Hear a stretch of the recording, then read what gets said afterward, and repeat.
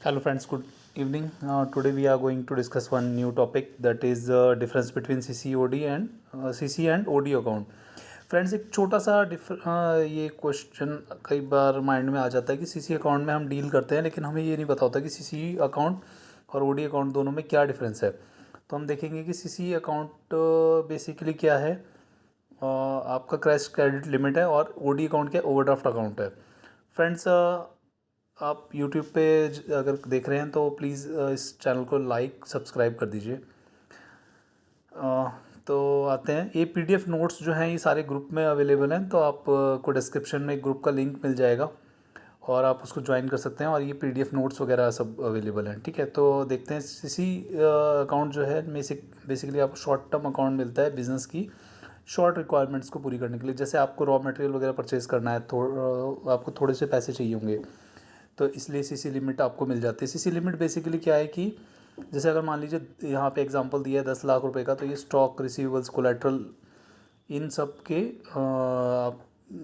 Basis पे मिलता है। जैसे कि स्टॉक अगर है आपका, तो उसके कुछ परसेंटेज रख के और उस पर मिल जाता है। ठीक है, और आप इसमें जो है कभी भी कितना भी डिपॉजिट कर सकते हैं और कितना भी विड्रॉ कर सकते हैं। इंटरेस्ट कितने पोर्शन पे लगेगा, जितना आप पैसा विड्रॉ करेंगे उतने पोर्शन पे लगेगा, और 1 साल के लिए ये सीसी लिमिट दिया जाता है आपको। उसके बाद में आपको इसका रिन्यूअल कराना पड़ता है। रिन्यूअल में आपको क्या चाहिए, एक तो स्टॉक स्टेटमेंट वगैरह और बिज़नेस का प्रूफ, आप क्या काम करते हैं, business proof in the sense GST number और आपका उद्योग आधार वगैरह। ठीक है, अब आते हैं ओवरड्राफ्ट के ऊपर। ओवरड्राफ्ट क्या होता है, ओडी अकाउंट होता है। जैसे कि आपका फिक्स डिपॉजिट है बैंक में, एफडी वगैरह, उसके अगेंस्ट में ओडी अकाउंट मिल जाता है आपको। ओवरड्राफ्ट है, लेकिन वो कुछ पोर्शन मिलता है। जैसे कि मान लो आपकी 1 लाख की एफडी है, तो आपको 80,000 या 190,000 के अराउंड ही आपको खर्च करने को मिलेगा।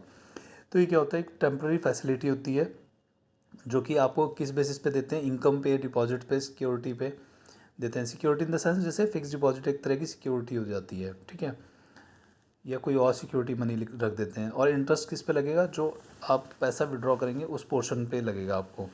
ठीक है, ये कोई भी इंडिविजुअल भी ले सकता है, बिजनेसमैन भी ले सकता है। सीसी खाता बिजनेसमैन के लिए मेनली काम आता है, और ओडी वाला जो है कोई भी ले सकता है। ठीक है, तो ये बेसिकली जो है आपका इसमें डिफरेंस बिटवीन, ये टेबुलर फॉर्म में नीचे अवेलेबल है, इसमें देखते हैं हम। सीसी जो है बिज़नेस के लिए वर्किंग कैपिटल, स्टॉक रिसीवेबल या बिजनेस असेट्स के लिए सेपरेट लोन अकाउंट खुल जाता है, और मेनली 1 साल के लिए होता है, और आगे रिन्यू होता रहता है। ठीक है, और interest is charge on the portion amount used.